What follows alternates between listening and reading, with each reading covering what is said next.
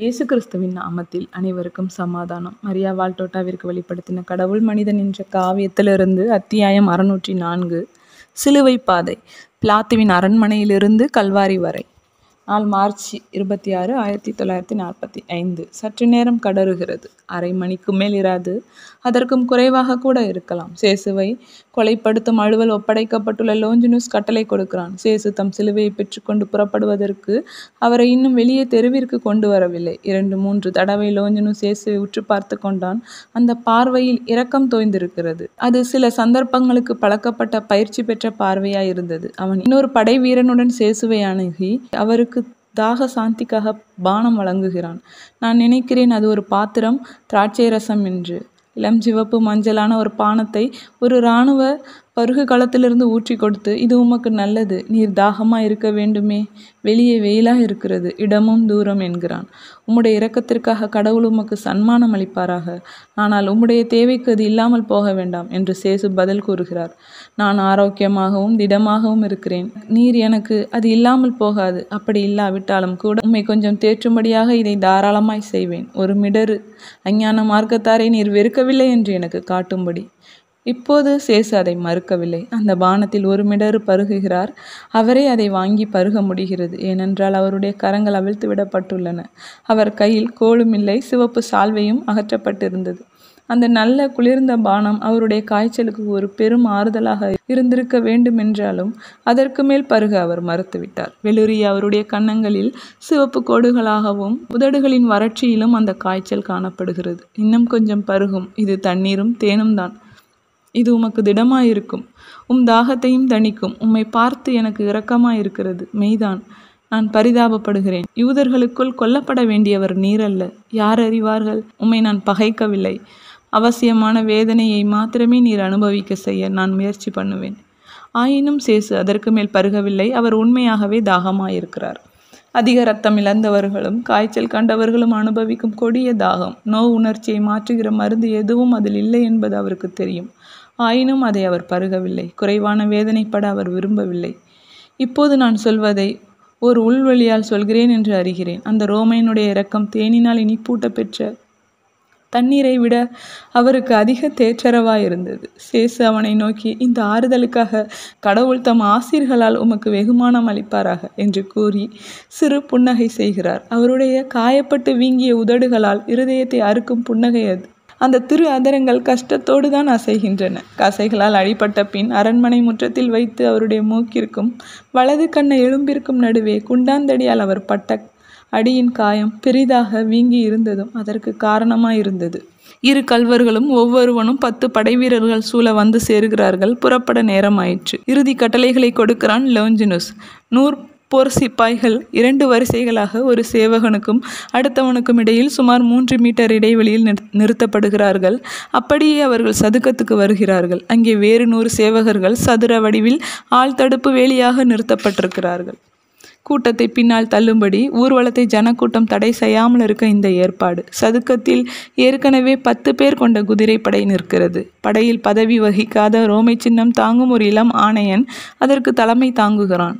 செந்துரியனான லோஞ்சினுஸ் கருப்பு குதிரையின் கடிவாளம் ஒரு காலாட்படை வீரனின் கையில் உள்ளது. லோஞ்சினுஸ் தன் குதிரையில் ஏறி குதிரைப்படையின் 11 பேருக்கும் முன்னால் சுமார் 2 மீட்டர் தூரத்தில் தன் இடத்தில் போய் நிற்கிறான். சிலுவைகள் கொண்டு வரப்படுகின்றன. 2 கல்வரின் சிலுவைகளும் குட்டையானவை. சேசுவின் சிலுவை அதிக நீளமாயிருக்கிறது. அதன் நேர்கம்பு 4 மீட்டர் நீளத்துக்கு குறையாது. சிலுவையை அவர்கள் கொண்டு வந்த போதே அது முழுவதும் பொருத்தப்பட்டுள்ளது. இவ்விஷயமாக நான் புத்தகங்கள் வாசிக்கிற காலத்தில், அதாவது பல ஆண்டுகளுக்கு முன், சிலுவை கொல்கத்தாவின் உச்சியில் வைத்துதான் பொருத்தப்பட்டதாகவும் தீர்ப்பிடப்பட்ட மனிதர்கள் 2 கோள்களை மட்டுமே ஒன்றாய் கட்டி தோளில் சுமந்து கொண்டு போனார்கள் என்றும் வாசித்திருக்கிறேன். எப்படியும் நடந்திருக்கக்கூடும். ஆனால் நான் காண்பது நல்ல வடிவமாய் பொருத்தப்பட்டுள்ள சிலுவையை தான். சிலுவை உறுதியாக இருக்கிறது. சிலுவையின் கரங்கள் பொருந்துகிற இடத்தில் நன்றாக துளை பொருத்தம் செய்யப்பட்டு ஆணிகளாலும் திருகு தலையாலும் இருக்கப்பட்டுள்ளது. முழு வளர்ச்சியடைந்த ஒரு மனிதனின் பழுவான உடலை தாங்கவும் விசேஷமாக அந்த இறுதி வலிப்பு குலுக்கங்களில் தாக்கு பிடிக்க வேண்டியிருப்பதையும் கருதினால் அந்த சிலுவை கல்வாரியின் வசதி குறைவான உச்சியில் அந்நேரத்தில் பொருத்தப்படுவதென்பது முடியாது என்று நாம் கண்டுபிடிக்கலாம்.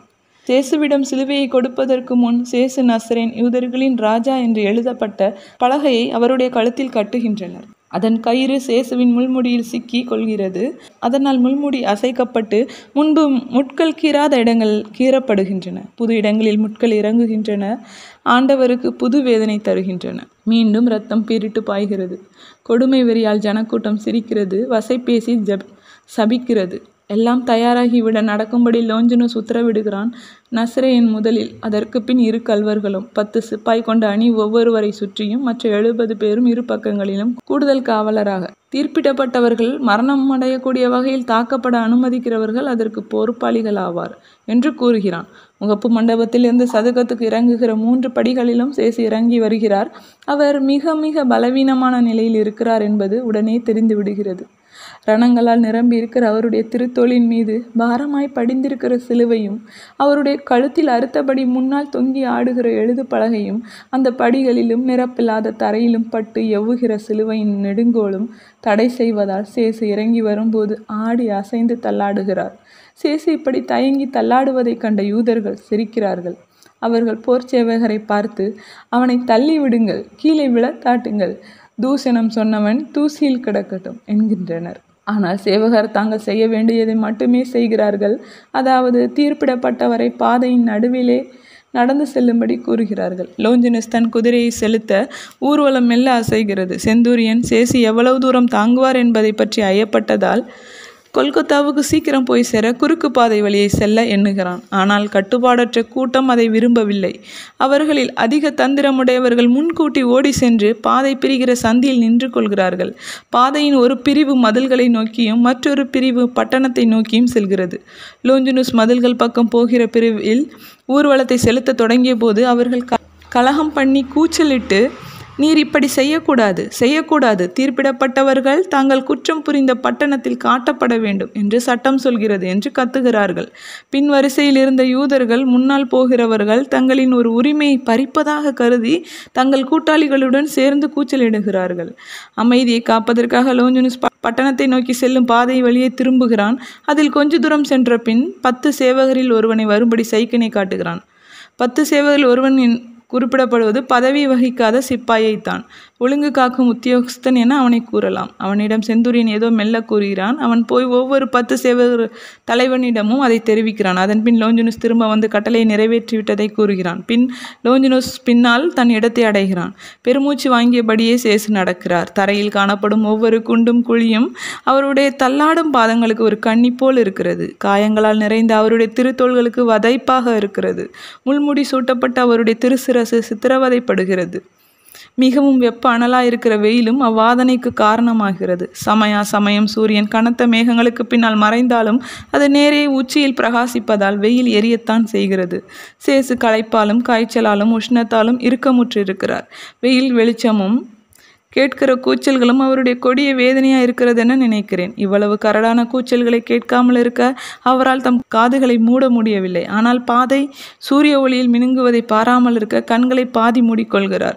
ஆயினும் கண்களை அவர் திறக்காமலும் இருக்க முடியவில்லை. ஏனென்றால் அவர் கற்களிலும் குழிகளிலும் இடறுகிறார். ஒவ்வொரு இடறுதலும் சிலுவையை குலுக்குகிறது, முள்முடியுடன் மோத வைக்கிறது, திருத்தோளுடன் உராயச் செய்து காயங்களை அகலப்படுத்தி வேதனையை அதிகரிக்க செய்கிறது.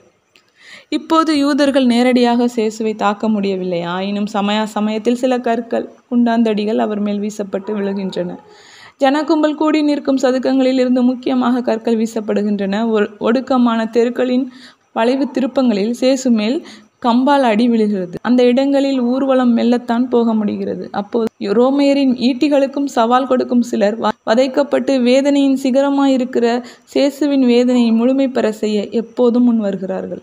சேவகர் தங்களால் முடிந்தவரை சேசுவை பாதுகாக்கிறார்கள். ஆனால் அப்படி பாதுகாக்க முயலும் போது அவர்களாலும் ஆண்டவர் மேல் அடி விழுகிறது. ஏனென்றால் அவர்களுடைய நீண்ட ஈட்டிகளை அவ்வளவு குறுகலான தெருக்களில் வீசும்போது அவை அவர் மேல் தாக்கி அவரை தடுமாற செய்கின்றன.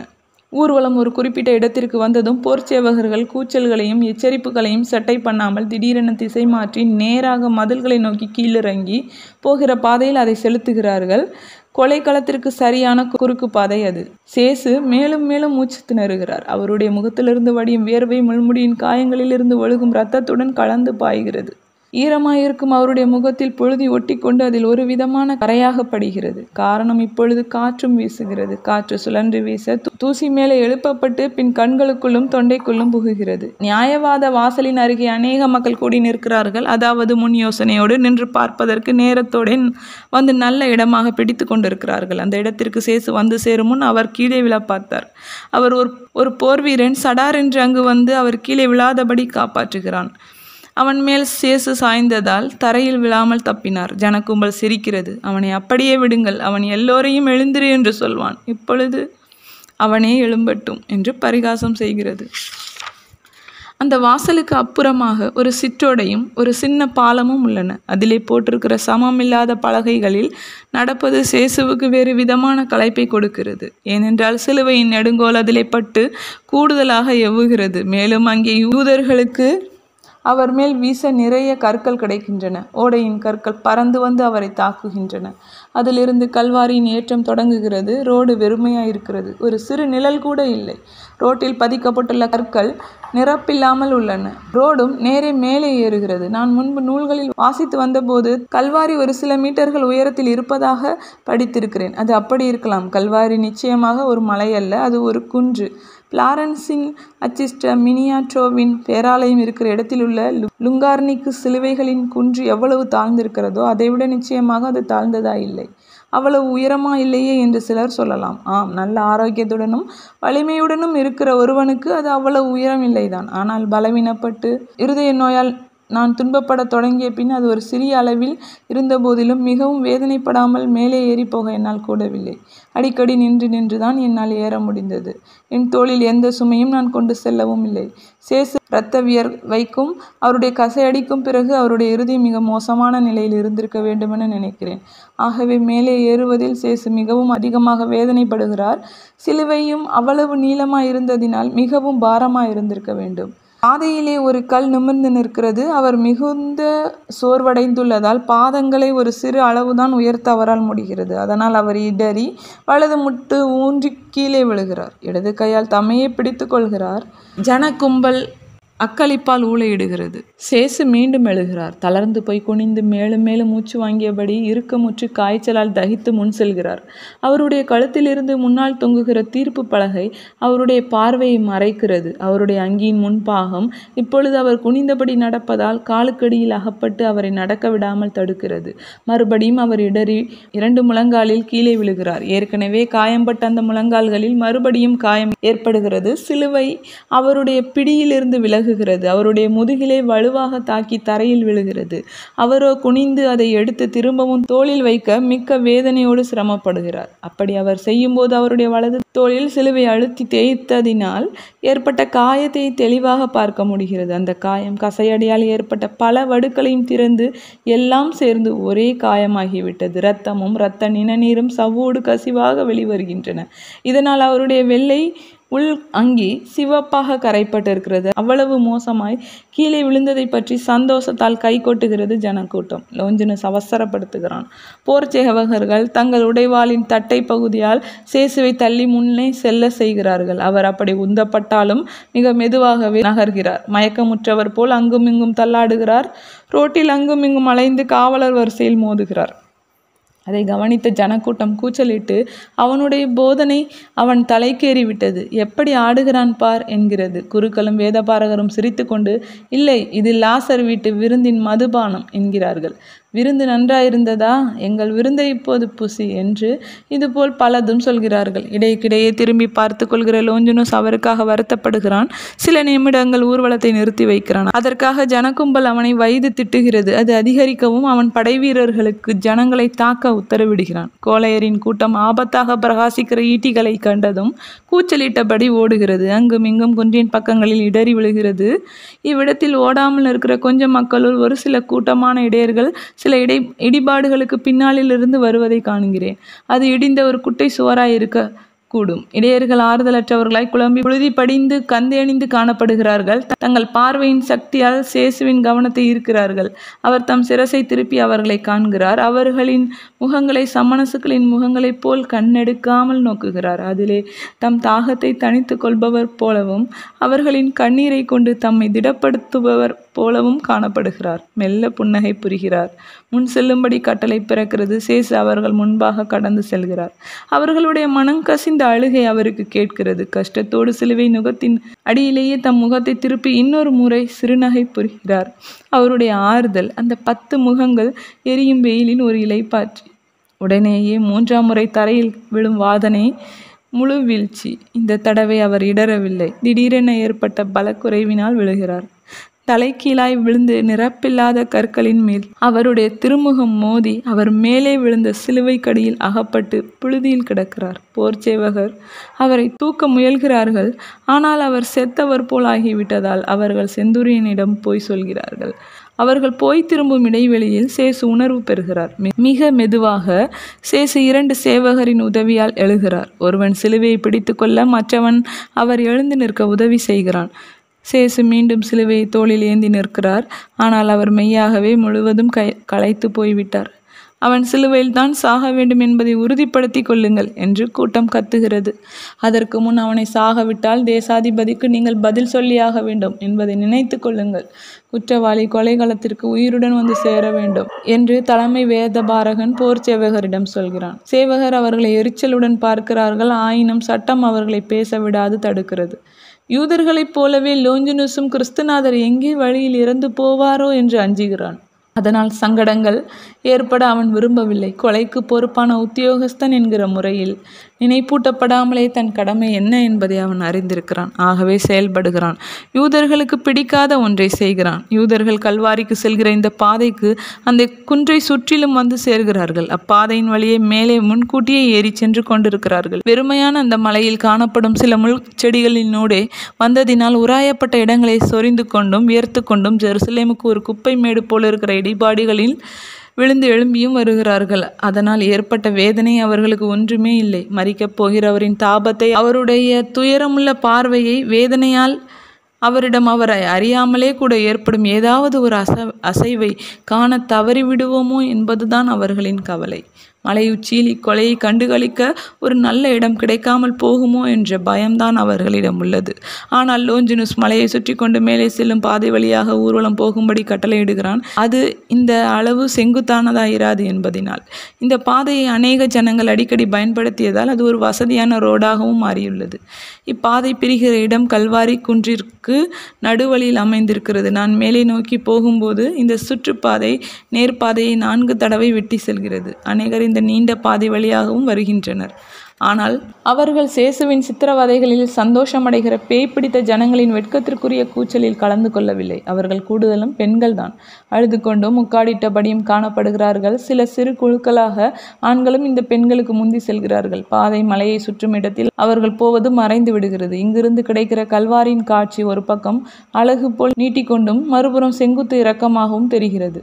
சேசுவை பின்தொடர்ந்து போகிறவர்கள் கோப ஆவேசத்துடன் கத்துகிறார்கள். அவர் கீழே விழுவதை காண்பது அவர்களுக்கு அதிக சுவையா இருக்கிறது. தீர்ப்படைந்த அவரையும் அவரை இட்டு செல்கிறவர்களையும் அசுத்த மொழிகளால் வசை பேசும் அவர்களில் சிலர் ஊர்வலத்துடன் வருகிறார்கள். சிலர் இங்கு தங்களுக்கு கிடைத்த ஏமாற்றத்தை நிவர்த்தி செய்து கொள்ள மேலே நல்ல இடம் பிடிப்பதற்காக நேர்பாதை வழியே மேலே ஓடுகிறார்கள். இந்த கோபாவேச கத்துதலை திருப்பி கேட்கிறார்கள். அழுது கொண்டு செல்கிற பெண்கள் அவர்கள் திரும்பி பார்க்கையில் ஊர்வலம் தாங்கள் செல்லும் பாதையிலேயே வருவதை காண்கிறார்கள். ஆகவே அவர்கள் நிற்கிறார்கள்.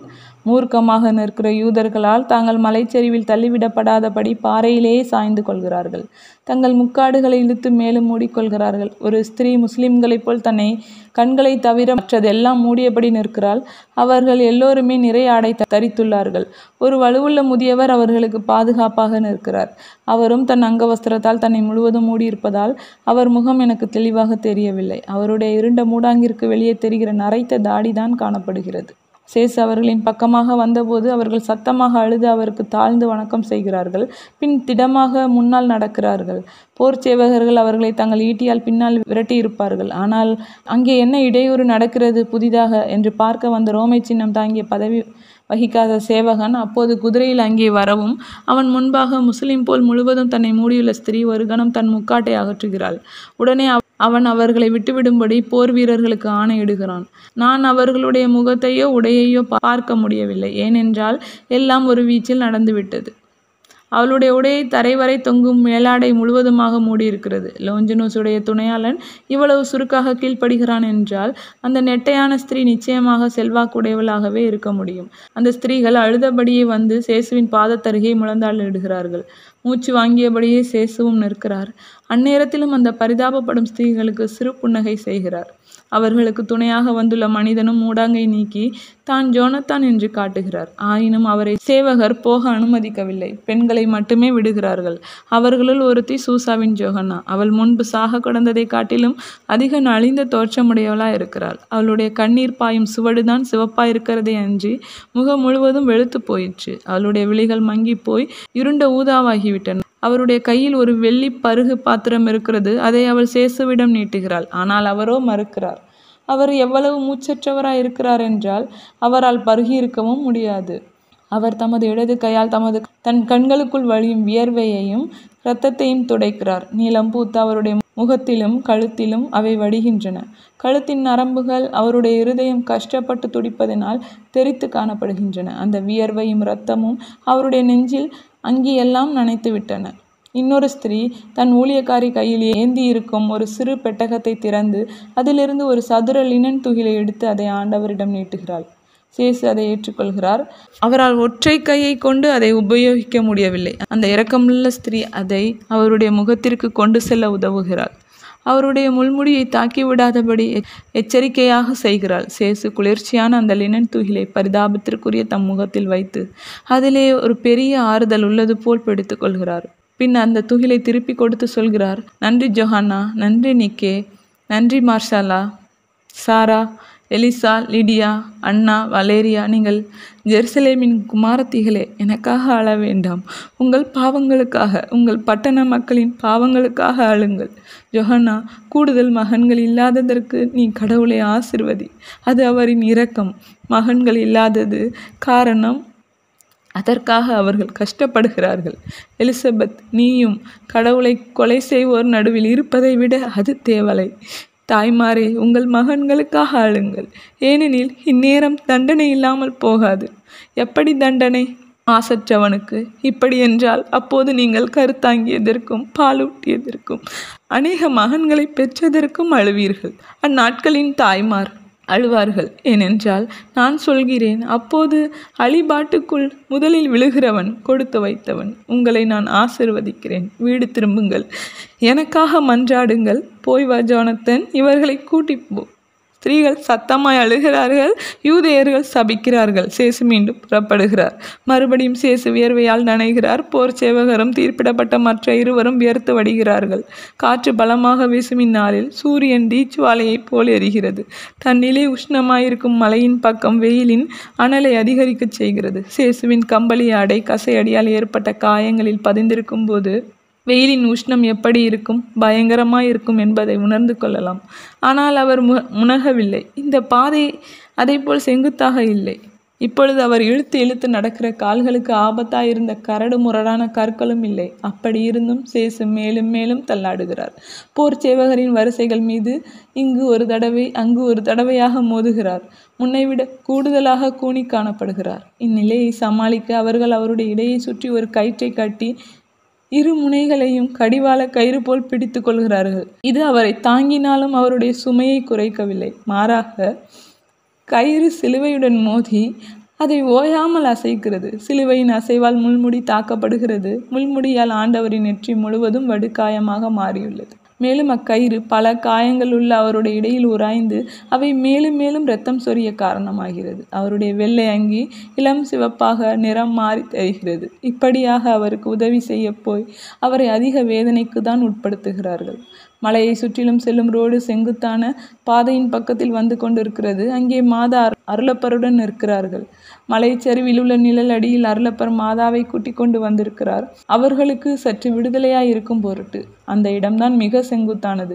அதை சுற்றி வேற ரோட்டு பாதை இல்லை. அவ்விடத்திற்கு மேலும் கீழும் மலைச்சரிவு செங்குத்தாய் தெரிகிறது. அதனாலே அங்கொடியவர்கள் அதை விட்டுவிட்டார்கள். அது வடக்கு பக்கமாக இருப்பதால் நிழல் ஏற்படுகிறது. மாதா மலையில் சாய்ந்து நிற்கிறார்கள். அவர்கள் மிகவும் களைப்படைந்து மூச்சு வாங்கி மரண வெளியுறுதலுடன் காணப்படுகிறார்கள். கருமையான நீல ஆடை அணிந்திருக்கிறார்கள். கைவிடப்பட்ட பரிதாபத்துடன் அருளப்பர் மாதாவை பார்க்கிறார். அவருடைய முகம் வெளிரி தேய்ந்து களைப்புற்று அகன்ற கண்களுடன் குழி விழுந்த கன்னங்களுடன் நோய் பிடித்தது போல் தோன்றுகிறது. மற்ற ஸ்திரீகள் லாசரின் மரியா, மார்த்தா, அல்பேசின் மேரி, செபதேவின் மேரி, கானாவூர் சோசன்னா, ராபோஜன வீட்டின் எஜமானி, இன்னும் எனக்கு தெரியாத சிலரும் ரோட்டின் நடுவில் நின்று சேசு வருகிறாரா என்று பார்க்கிறார்கள். லோஞ்சனூஸ் வருவதை காண்கிறார்கள். கண்டதும் அவர்கள் மாதாவிடம் துரிதமாய் வந்து அறிவிக்கிறார்கள். மாதாவை அருளப்பர் முழங்காயால் பிடித்து தாங்கிக் கொள்ள மாதா மலைப்பக்கத்தை விட்டு ரோட்டின் மத்தியில் வந்து தயங்காமல் நிற்கிறார்கள். லோஞ்சனூஸ் வந்தபோதுதான் ஒதுங்குகிறார்கள். அவன் தன் கருப்பு குதிரையின் மேலிருந்து மாதாவையும் வாடி வெளிரிய அருளப்பரையும் பார்க்கிறான். லோஞ்சனூஸ் தலையை அசைத்துவிட்டு குதிரை வீரர்களும் பின் தொடர கடந்து செல்கிறான். குதிரைகளை விட்டு இறங்கி நிற்கிற போர் சேவகரினுடைய மாதா போக முடியுமா என்று பார்க்கிறார்கள். அவர்களோ சீக்கிரம் போய் சேர வேண்டும் என்ற அவசரத்தில் தங்கள் ஈட்டிகளை கொண்டு மாதாவை திரும்பி செல்ல வைக்க முயல்கிறார்கள். மேலும் கற்கள் வீசப்படுகின்றன. சேவகரின் இந்த கருணைக்கு எதிர்ப்பு காட்டும்படியாக பக்தியுள்ள ஸ்திரீகளால் ஏற்பட்ட இந்த தாமதத்தை முன்னிட்டு யூதர்கள் மறுபடியும் சபித்து பேசுகிறார்கள். ஜல்தி, நாளை பாஸ்கா விழா. இன்று மாலைக்குள் எல்லாம் செய்து முடிக்கப்பட வேண்டும். எங்கள் சட்டத்தை பரிகசிக்கிற நீங்கள் கூட்டு குற்றவாளிகள். எங்களுக்கு நெருக்கடை செய்கிறவர்களே, எங்களை தாக்குகிறவர்களும் அவர்களுடைய கிறிஸ்துவும் சாகட்டும். இவர்கள் அவனை நேசிக்கிறார்கள். பாருங்கள் எப்படி இவர்கள் அவனை நேசிக்கிறார்கள் என்று. சரி சரி, அவனை கொண்டு போங்கள்.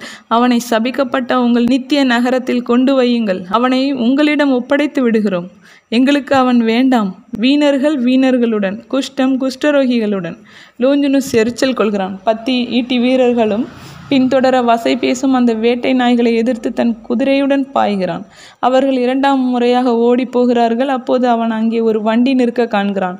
குன்றின் அடிவாரத்தில் உள்ள காய்கறி தோட்டங்களிலிருந்து அது வந்திருக்க வேண்டும். காய்கறிகளுடன் கீழே இருக்கிற பட்டணத்திற்கு போவதற்காக கூட்டம் கடக்கட்டும் என்று அது காத்து நிற்கிறது. சீரேனே யூரானும் அவன் மகன்களும் வினோத பிரியத்தால் அங்கு ஏறி வந்திருக்க வேண்டும். மற்றபடி அவர்கள் மேலே ஏறி வர காரணமில்லை. அவன் 2 மகன்களும் காய்கறி பாரத்தின் மேல் படுத்து கொண்டு யூதேயர்கள் ஓடுவதை பார்த்து சிரிக்கிறார்கள். அந்த மனிதனுக்கு 40 அல்லது 50 வயது இருக்கும். நல்ல திடகாத்திரனாக இருக்கிறான். வண்டியில் பூட்டப்பட்ட கழுதையை பயந்து பின்னால் இழுக்க பார்க்கிறது. அதன் அருகில் நிற்கிற மனிதன் ஊர்வலத்தை உற்று பார்க்கிறான். லோஞ்சனூஸ் அந்த சீரேனை ஊரானை மேலும் கீழும் பார்க்கிறான். அவன் பயன்படக்கூடும் என்று எண்ணி அவன் உத்தரவிடும் தோரணையில், மனிதா இங்கே வா என்கிறான். அவனோ கேளாதவனைப் போல் இருக்கிறான். ஆனால் லோஞ்சனூஸோடு யாரும் விளையாட முடியாது. தன் கட்டளையை அவன் மறுபடியும் எப்படி கூறினான் என்றால், சீரேனை ஊரான் கழுதையின் கடிவாள கயிறுகளை தன் மகன்கள் மேல் எரிந்துவிட்டு செந்தூரியனிடம் வந்து நிற்கிறான். லோஞ்சனூஸ் அந்த மனிதன் தெரிகிறதா என்று கேட்டு சேசுவை சுட்டி காட்டும்படி திரும்புகிறான். அப்போது தன்னை சேசுவிடம் போக அனுமதிக்குமாறு போர் சேவகரிடம் கேட்கிற மாதாவை காண்கிறான். அவனுக்கு மாதா மேல் இரக்கம் உண்டாகிறது. அந்த ஸ்திரீயை போக விடுங்கள் என்று உத்தரவிடுகிறான். பின் சீரேனை யூரானிடம், அந்த மனிதனால் இந்த சுமையோடு இதற்கு மேல் போக முடியாது. உனக்கு பலம் இருக்கிறது. அவனுக்கு பதிலாக நீ சிலுவையை மலை உச்சி வரையிலும் கொண்டு போ. என்னால் முடியாது. என் கழுதை அது அடங்காது. என் பையன்கள் அதை அடக்க முடியாது. உன் கழுதையையும் பறிகொடுத்து தண்டனையாக 20 அடிகளும் பட வேண்டாம் என்றால் சொன்னபடி செய். அதற்கு மேல் அம்மனிதன் மறுப்பு சொல்லவில்லை. அவன் தன் மகன்களிடம், சீக்கிரமாக வீட்டிற்கு போங்கள், நான் உடனே வந்து விடுவேன் என்று சொல்லுங்கள் என்று கத்தி சொல்லிவிட்டு சேசுவை நோக்கி போகிறான். அப்போதுதான் சேசு தம் தாய் தம்மிடம் வருகிறதை காண்கிறார். ஏனென்றால் அவர் எவ்வளவு கூனி போயிருக்கிறார் என்றால் அவருடைய கண்கள் ஏறக்குறைய மூடியிருக்கின்றன. அவர் அம்மா என்று கதறுகிறார். அவர் சித்திரவதை செய்யப்பட தொடங்கிய பின் இந்த வார்த்தை தான் அவருடைய வேதனைகளை வெளிப்படுத்துவதாக இருக்கிறது. அந்த கதறலில் எல்லாமே வெளிப்படுகின்றன. அவருடைய உள்ளத்தின் பயங்கர துயரம், அவருடைய மனதின் வேதனை, உடலின் வாதனை எல்லாம். வதைக்கிறவர்களின் நடுவில் மிக கொடூரமான சித்திரவதைப்பட்டு தன்னந்தனியே சாகிற ஒரு சிறுவனுடைய இருதயம், உடைந்த இருதயங்களை உடைக்கிற கதறலது. தன் சுவாசத்தை கண்டே பயப்படுகிற சிறுவனின் நிலை அது. இரவில் கோர பயங்கர காட்சிகளால் அவதிப்பட்டு அறிவிழந்து அழுகிற சிறுவனின் ஓலம் போல் அது இருக்கிறது. அவன் தன் தாயை தேடுகிறான், தன்னை நேசிப்பவளை. அவளுடைய அன்பின் முத்தங்கள் தான் அச்சிறுவனின் காய்ச்சலின் அனலை தணிக்கும். அவளுடைய குரல் தான் பயமூட்டும் காட்சிகளை அகற்றும். அவளுடைய அரவணைப்பு தான் மரணத்தின் அச்சத்தை குறைக்கும். மாதா கத்தி குத்தால் தாக்கப்பட்டது போல் தன் இருதயத்தை கையால் அழுத்தி பிடிக்கிறார்கள். சற்று தள்ளாடுகிறார்கள். ஆனால் சுதாரித்து கொண்டு துரிதமாய் தன் கரங்களை வதைப்படும் தன் குமாரனை நோக்கி நீட்டியபடி முன் சென்று, மகனே என்று கதறி சொல்கிறார்கள். அவர்கள் அதை எப்படி சொல்கிறார்கள்? எவ்வளவு துயரம் அதில் தெரிகிறது என்றால், ஓநாயின் இருதயம் படைத்தோர் தவிர மற்ற இருதயங்கள் உடைந்து போவதாக உணராமல் இருக்க முடியாது. இரக்க உணர்வின் அடையாளங்களை நான் ரோமையரிடம் காண்கிறேன். இவ்வளவிற்கும் அவர்கள் போர் சேவகர்கள், கொலைகளுக்கு பழக்கப்பட்டவர்கள், தழும்புகளை பெற்றவர்கள். ஆயினும் நான் மறுபடியும் சொல்கிறேன், ஓநாய்களிலும் மோசமானவர்களை தவிர மற்ற எல்லோருக்கும் அம்மா, மகனே என்ற வார்த்தைகள் எல்லா இடத்திலும் ஒரே மாதிரி தான் ஒலிக்கின்றன. எல்லா இடத்திலும் இரக்கத்தின் அலைகள் எழும்புகின்றன. சீரேனே ஊர் மனிதன் இரக்கத்தால் இலகுகிறான். சிலுவையினால் தான் மாதா தன் மகனை அரவணைக்க கூடாதிருப்பதை காண்கிறான். நீட்டிய தம் கரங்களை மாதா கீழே விழவிடுகிறார்கள். அவர்கள் சேசுவை உற்று பார்க்க மட்டுமே செய்கிறார்கள். அவரை ஊக்கப்படுத்த வேத சாட்சியைப் போல் புன்னகை புரிய முயல்கிறார்கள். அவர்களின் நடுங்கும் உதடுகள் கண்ணிலிருந்து வழியும் கண்ணீரை பருகுகின்றன. அவரோ சிலுவையின் நுகத்தடியில் இருந்தே தம் தலையை திருப்பி மாதாவை பார்த்து புன்னகை புரிய முயல்கிறார். அவருடைய உதடுகள் பாவம் காயப்பட்டு காய்ச்சலாலும் அடிகளாலும் பிளந்திருக்கிற அந்த உதடுகளின் முத்தத்தை தம் அன்னைக்கு அனுப்ப முயற்சிக்கிறார். அப்போது சீரேனையின் துரிதமாய் ஒரு தந்தையின் பரிவோடு முள்முடிக்கு அசைவு கொடுக்காமல் காயங்களில் உராயாதபடி சிலுவையை எடுத்துக்கொள்கிறான். ஆயினும் மாதா தன் மகனை முத்தமிட முடியாது. மிக மெதுவான தொடுதலும் கூட அவருடைய கிழிப்பட்ட சரீரத்திற்கு சித்திரவதையாகவே இருக்கும். ஆகவே அவர்கள் நிறுத்தி கொள்கிறார்கள். மேலும் அந்த மிக புனிதமான உணர்வுகளுக்கும் ஒரு ஆழ்ந்த தன்னடக்கம் உண்டு. அவை மரியாதையை அல்லது குறைந்தபட்சம் இரக்கத்தை கேட்கின்றன. ஆனால் இங்கோ வினோத பிரியமும் அதற்கும் மேலாக பரிகசிப்பும் தான் உள்ளன. அவஸ்தைப்படும் இரு ஆன்மாக்களும் தான் முத்தமளித்துக் கொள்கின்றன. ஊர்வலம் மீண்டும் தொடங்குகிறது. கோபம் பொங்கிய கூட்டத்தின் நெருப்பு அவ்விருவரையும் பிரிக்கிறது. மாதா மலைப்பக்கமாக தள்ளப்படுகிறார்கள். அங்கே எல்லோரும் அவர்களை பரிகாசம் செய்கிறார்கள். இப்பொழுது சீரேனேய மனிதன் சிலுவையுடன் சேசுவின் பின்னால் வருகிறான். அந்த பாரத்திலிருந்து விடுபட்ட சேசு முன்னைவிட எளிதாக முன் செல்கிறார். அவருக்கு கடுமையாக மூச்சு வாங்குகிறது. இருதயத்திலே ஒரு பெரும் வேதனை அல்லது காயம் உள்ளது போல் கையால் அடிக்கடி நெஞ்சை மார்பின் நடு எலும்பு பகுதியில் அமுக்குகிறார். இப்போது அவருடைய கரங்கள் கட்டவிழ்க்கப்பட்டிருப்பதால் இரத்தத்தாலும் வியர்வையாலும் சிக்குப்பிடித்து முன்னால் விழுந்து கிடக்கிற முடியை காதுகளின் பின்னால் ஒதுக்குகிறார். அதனால் நீளம் பூத்த முகத்தில் சற்று காற்றுப்பட ஏதுவாக இருக்கிறது. மூச்சுவிட கஷ்டமாக்குகிற கழுத்தை சுற்றிய கயிறு முடிச்சை அவிழ்க்கிறார். முன்னைவிட நன்றாக நடக்கிறார். மாதா மற்ற பெண்களுடன் பின்னால் வந்துவிட்டார்கள். ஊர்வலத்தின் பின்னே வருகிறார்கள். அது கடந்து போன பின் ஒரு குறுக்கு பாதையில் மலை உச்சியை நோக்கி போகிறார்கள். மனித மாமிசம் தின்னும் கூட்டத்தின் நிந்திகளை பொருட்படுத்தாமல் போகிறார்கள். சேசு தடையின்றி நடக்க முடிவதால் மலையை சுற்றிய ரோட்டின் கடைசி பாகம் சீக்கிரமே கடறப்படுகிறது. மலை உச்சிக்கு பக்கத்தில் வந்துவிட்டார்கள். உச்சியோ கூச்சலிடும் கும்பலால் நிறைந்திருக்கிறது. லோஞ்சினஸ் நிற்கிறான். கொலைக்களமாகிய மலையின் உச்சியில் இடம் ஏற்படும்படியாக அங்கு கூடி நிற்கிற அத்தனை பேரையும் தயவு தாட்சணியமின்றி கீழே இறங்க செய்யும்படி தன் வீரர்களுக்கு உத்தரவிடுகிறான். 100 படை வீரர்களில் பாதி பேர் மேலே ஓடி வந்து தங்கள் உடைவாள்களையும் ஈட்டிகளையும் கொண்டு அங்கே நின்ற எல்லோரையும் இரக்கமின்றி விரட்டுகிறார்கள். பட்டயங்களின் பக்கங்களாலும் குண்டாந்தடிகளாலும் அவர்கள் கொடுக்கிற அடிகளால் யூதர்கள் மலை உச்சியிலிருந்து ஓடுகிறார்கள். சற்று கீழே இருக்கிற திறப்பு வெளியில் நிற்க அவர்கள் விரும்பினாலும் அங்கே ஏற்கனவே இடம் பிடித்து நிற்கிறவர்கள் அதற்கு சம்மதியாமல் கடுமையாக சச்சரவு பண்ணுகிறார்கள். அவர்கள் எல்லோருக்குமே பைத்தியம் பிடித்து விட்டது போல் இருக்கிறது. கல்வாரின் மேல்தளம் சென்ற ஆண்டு நான் கூறியது போல் ஒழுங்கில்லாத நீண்ட சதுர வடிவாக உள்ளது. அதன் வலது பக்கம் சற்று உயர்ந்து காணப்படுகிறது. அதற்கு அப்பால் மலையின் பாதி அளவு வரையிலும் திடீரென செங்குத்தாய் இறங்குகிறது. சொற்ப இடமான மேல்தளத்தில் ஏற்கனவே 3 ஆழமான குழிகள் செங்கல் அல்லது தட்டை கற்களால் அருகு கட்டப்பட்டுள்ளன. அவைகளின் பக்கத்தில் கற்களும் மண்ணும் சிலுவைகளை குழிகளில் நட்டு இறக்குவதற்காக குவிக்கப்பட்டிருக்கின்றன. அங்கே காணப்படுகிற இன்னும் பல குழிகள் கற்களால் நிரப்பப்பட்டுள்ளன. தேவையான குழிகளை காலி செய்து கொள்வார்கள் என்பது தெளிவாயிருக்கிறது. மலை உச்சி செங்குத்தாக இறங்காத எதிர்ப்புறத்தில் மெதுவாக சரிந்து செல்லும் பகுதியில் ஒரு வகை மேட்டு நிலம் இருக்கிறது. மேல்தளத்திற்கு அடுத்து இதுவும் ஒரு சமதளம் போல் உள்ளது. அங்கிருந்து 2 பாதைகள் மலை உச்சியை சுற்றியபடி புறப்படுவதால் மேல்தளமானது பக்கங்களில் குறைந்தது 2 மீட்டர் உயரத்துடன் தனிந்து காணப்படுகிறது. போர்ச்சேவகர்கள் ஜனக்கூட்டத்தின் குழப்பங்களை அடக்கிய பின் ஊர்வலம் எந்த தடையுமின்றி முன்னேறி மலை உச்சிக்கு பக்கத்தில் வந்துவிட்டது. அங்கே 2 பேர் கொண்ட அணி வரிசையாக அவர்கள் வேலிப்போல் நிற்க குதிரைப்படையின் நடுவே தீர்ப்பிடப்பட்ட 3 பேரும் வருகிறார்கள். 100 சேவகரில் எஞ்சிய பாதி பேர். இவர்கள் எல்லோருக்கும் பாதுகாப்பாக வர மலை உச்சியின் கீழுள்ள சமதள ஸ்தலத்திற்கு ஊர்வலம் வந்து சேர்கிறது. இது நடந்து கொண்டிருக்கையில் நான் ஸ்திரீகளில் மேரிகளை பார்க்கிறேன். அவர்களுக்கு சற்று பின்னால் சூசாவின் ஜோஹன்னாவும் முன்பு குறிப்பிடப்பட்ட 4 பெண்களும் நிற்கிறார்கள். மற்றவர்கள் போய்விட்டார்கள். ஜோனத்தனும் அவன் மனைவியும் இங்கு நிற்பதால் அவர்கள் தாங்களாகவே தான் போயிருக்க வேண்டும். நாம் வெரோனிகா என்று அழைக்கிற சேசு நிக்கி என்று அழைக்கிற ஸ்திரீயும் அவளுடைய வேலைக்காரியும் அங்கில்லை. போர் சேவகர்கள் கீழ்ப்படிந்தார்களே, துகிலால் தன்னை முழுவதும் மூடியிருந்த நெட்டையான ஸ்திரீ, அவளும் அங்கில்லை. ஜோஹன்னாவையும் எலிசா என்ற மூப்படைந்த ஸ்திரீயையும் அன்னாளையும் சேசுவின் பகிரங்க வாழ்வில் முதல் ஆண்டு திராட்சை அடுவரை காலத்தில் அவர் சென்றிருந்த வீட்டெஜமானி, இன்னும் எனக்கு அடையாளம் காட்ட முடியாத 2 பேரையும் நான் காண முடிகிறது. இந்த ஸ்திரீகளும் மேரிகளுக்கு பின்னால் ஜோசப்பையும் அல்பேயுசின் சீமோனையும் சாராவின் அல்பேயுசையும் இடையர்களின் குழுவையும் நான் காண்கிறேன். இவர்களை நிந்தித்து விரட்டிவிட நினைத்தவர்களுடன் இவர்களுக்கு கைகலப்பு ஏற்படுகிறது.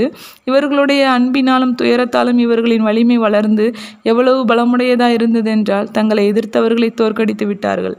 பின் இவர்கள் அரை வட்டமாக நின்று கொண்டார்கள். சில்லறை தனமுள்ள யூதர்கள் தங்கள் முஷ்டிகளை அசைத்து சாகுங்கள் என்று கத்த மட்டுமே துணிகிறார்கள். ஏனென்றால் இவ்விடையர்களின் மேய்ப்புக்கோள்கள் முடிச்சு விழுந்து திடமாயிருக்கின்றன. வீரத்தன்மையுள்ள அவர்களுக்கு வலிமையும் குறித்தவரா திறமையும் உண்டு. கலிலேயர்கள் அல்லது கலிலேய குருவின் பின் சென்றவர்கள் என்று அழைக்கப்பட்ட ஒரு சிலர் பகைமை உள்ள ஒரு ஜனத்தையே எதிர்த்து நிற்பதென்றால் அதற்கு உண்மையான தைரியம் வேண்டும். அவர்கள் நின்ற இடம் மட்டுமே கல்வாரியில் கிறிஸ்துநாதரை சபிக்காத இடம். கல்வாரி உச்சியில் இருந்த மெல்ல சரிவாக கீழே பள்ளத்தாக்கை நோக்கி இறங்குகிற 3 பக்கங்களும் ஜனங்களால் நிரம்பியுள்ளன. செம்மண் நிறமுள்ள நிலம் காணப்படவில்லை. எல்லா நிறங்களிலும் தெரிகிற அவர்களின் உடைகளும் தலை துகள்களும் தோன்றியும் மறைந்தும் பிரகாசிக்கிற சூரிய ஒளி அவ்விடத்தை ஒரு பூமேடை போல் காட்டுகிறது. அனைவரும் குரூர விரும்பிகள். நீரோடைக்கு அப்புறமாக சாலையில் மேலும் மேலும் அதிகமாக ஆட்கள் நிற்கிறார்கள். மதில்களுக்கு அப்பால் இன்னும் அதிகம் பேர் காணப்படுகிறார்கள். பக்கங்களில் உள்ள மேடுகளிலும் கூடுதலாக மக்கள் நின்று கொண்டிருக்கிறார்கள். பட்டணத்தின் இதர பாகங்கள் ஆளற்று வெறிச்சோடி கிடக்கின்றன. நிசப்தம் நிலவுகிறது. எல்லோரும் இங்கே வந்து கூடிவிட்டார்கள். எல்லா அன்பும் எல்லா பகையும் ஒரே இடத்தில் கூடி நிற்கின்றது. நேசித்து மன்னிக்கிற அனைத்து மௌனமும் பகைத்து சபிக்கிற அனைத்து கூச்சலும். கொலைப்படுத்தும் பொறுப்புள்ளவர்கள் தங்கள் ஆயுதங்களை தயாரிக்கிறார்கள். குழிகளை காலி செய்து அதை ஆயத்தமாக்குகிறார்கள். தீர்ப்பிடப்பட்டவர்கள் போர்ச்சேவகரின் சதுர வடிவ அணிவகுப்பின் நடுவில் காத்து நிற்கிறார்கள். மேரிகள் நிற்கிற இடத்திற்கு எதிரில் ஒரு மூலையில் இடம் பிடித்திருக்கிற யூதர்கள் அவர்களை நிந்தித்து பழித்து கொண்டிருக்கிறார்கள். அவர்கள் பரிசுத்த மாதாவையும் அவமானமாய் பழிக்கிறார்கள். கலிலேயர்கள் சாகட்டும், சாகட்டும், அவர்கள் சாகட்டும், அவர்கள் சபிக்கப்படட்டும். தேவதூஷணம் சொன்ன கலிலேயன் சாகட்டும், அவனை பெற்ற உதரத்தையும் சிலுவையோடு சேர்த்து அறையுங்கள். பிசாசுகளை பெற்றெடுக்கும் விரியன் பாம்புகள் ஒளியட்டும், அவர்கள் சாகட்டும். தன் குதிரையிலிருந்து இறங்கிய லோஞ்சினுஸ் மாதாவை பார்க்கிறான். ஜனங்களின் கூச்சலை அடக்கும்படி சிப்பாய்களுக்கு உத்தரவிடுகிறான். தீர்ப்பிடப்பட்ட 3 பின்னால் நின்று 50 போர்ச்சேவகரும் கும்பலின் மீது பாய்ந்து மேல் உச்சிக்கு அடுத்த சமதளத்தில் நின்ற அனைவரையும் துரத்தி வெளியேற்றுகிறார்கள். யூதர்கள் ஒருவர் மேல் ஒருவர் மிதித்து கொண்டு மலையின் பக்கங்களில் ஓடி போகிறார்கள். மற்ற போர் வீரர்கள் குதிரையை விட்டு இறங்கி ஒருவன் செந்தூரினுடைய குதிரையையும் மற்றொருவன் 11 குதிரைகளையும் நிழலுள்ள ஒரு சரிவிற்கு கொண்டு செல்கிறான். இப்பொழுது லோஞ்சினுஸ் உச்சிக்கு ஏறுகிறான். சூசாவின் ஜோஹன்னா முன் வருகிறாள். அவள் அவனை நிறுத்தி ஒரு பருகு களத்தையும் பண முடிப்பையும் கொடுக்கிறாள். பின் அவள் அழுது கொண்டே பின்வாங்கி மற்ற பெண்களுடன் போய் சேர்ந்து கொள்கிறாள். கல்வாரியின் உச்சியில் எல்லாம் தயாராகிவிட்டன. தீர்ப்பு பெற்ற 3 மேலே கொண்டு போகிறார்கள். சேசு தம் தாயின் பக்கமாய் கடந்து செல்கிறார். மாதா தன் மேல் தூகிலை வாயில் அமுக்கி தன் வேதனை முனகளை அடக்குகிறார்கள். அதை பார்த்துவிட்ட யூதர்கள் சிரித்து ஏளனம் செய்கிறார்கள். மாதாவின் தோளிலே கை கொடுத்து அவர்களை தாங்கி கொண்டிருக்கிற சாந்தமான அருளப்பர் திரும்பி அவர்களை முறைத்து பார்க்கிறார். அவருடைய கண்கள் பற்றி எரிகின்றன. ஸ்திரீகளை பாதுகாக்கும் பொறுப்பு அவருக்கு இல்லாதிருந்தால் அவர்களில் ஒருவனுடைய குரல் வலையை அவர் நெறித்திருப்பார் என எனக்கு தோன்றுகிறது. தீர்ப்பிடப்பட்டவர்கள் கல்வாரியின் உச்சி தளத்தை அடைந்த உடனே போர் சேவகர் 3 பக்கமும் சூழ்ந்து கொள்கிறார்கள், செங்குத்தான பக்கம் தவிர. சீரேனேய மனிதனை லோஞ்சினுஸ் போகும்படி சொல்கிறான். அவனோ இப்பொழுது அரை மனதோடு போகிறான். கொடுமையினால் அல்ல, அன்பினால். அவன் கலிலேயர்கள் நிற்கிற இடத்தில் தானும் நின்று கொள்கிறான். கிறிஸ்துவின் மேல் விசுவாசம் கொண்டு சிதைக்கப்பட்டவர்களாய் நிற்கிறவர்கள் மேல் வீசப்படும் நிந்தைகளில் அவனும் பங்கு கொள்கிறான். 2 கல்வர்களும் தங்கள் சிலுவைகளை சபித்து கொண்டே தரையில் எறிகிறார்கள். சேசு மௌனமாக நிற்கிறார். துயர வழி பயணம் முடிந்துள்ளது. அம்மேன்.